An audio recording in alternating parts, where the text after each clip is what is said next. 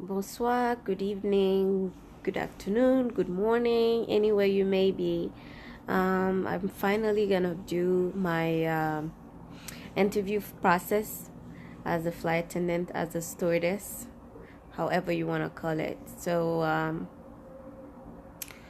a few highlights on how to become a flight attendant or the process of becoming a flight attendant.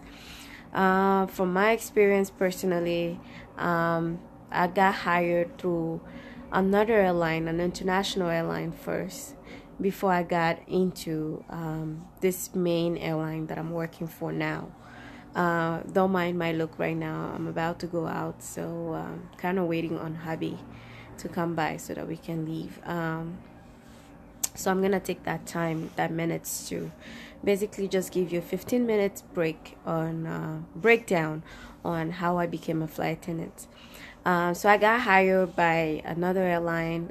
The process was basically very, very difficult. Um, we had to go to an open house interview type. It was a bunch of us, like 100 people, and then they would do like assessments as to three type of interview sections, and they were not interviews one by one. They were more like group sections of assessments.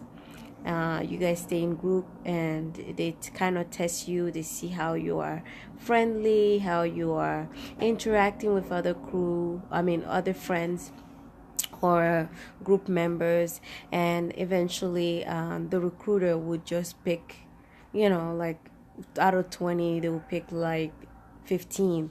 And as they go, as the assessment get to the final assessment, they will have like a minimum of maybe 15 people. In my group at first we had 100 people in my open house. Then after the presentation, they decided to cut it into 4 or 5 different groups of 20-ish people. Then the second assessment was regarding like weight, height, like questions about like silly questions about like group play. And you kind of like interact, and then they will choose from that group who they want to have as for the next assessment, eventually, until they got to the final, where you have like a mini interview with them. They ask you questions, and then they will post who passed, who didn't pass. You will find out when your name is highlighted on a sheet every time that you do this assessment. So meaning that you get to the next level and you wait, and then you guys do the next assessment until you get to the final. It was really, really different, really, really amazing, really interesting. At the same time, it was kind of like unfair in a sense. I mean, I'm saying that personally because I made it through the first time, and the many other times that I didn't make it. Because the first time I made it, but I didn't have a passport at the moment. And when I went back, they don't keep your information with them. This is a very huge international airline that most people would know if I identify all these little things that they do during their interview process. And they just kind of like don't keep your information. So when you go back, whenever you're ready with all your document, they never find you. So now you have to go through the whole process, and then the recruiter are different. So now it's someone else who's interviewing you, and if they don't like you, you will never get that chance again. Or you might get lucky again, but unfortunately for me, I didn't get lucky again. It didn't happen again. And then after that, the third time, I made it through. But again, I didn't do it the very final where you get your golden call. We used to call it the golden call. And we had a wonderful time through the whole process of waking up every morning after you pass the very final of that one-on-one. You just wait for 6 months, a good 6 months, to get a call to be invited to go to this other country. It's a foreign country. You go there and you're going to be training, and then after training you start working as a stewardess.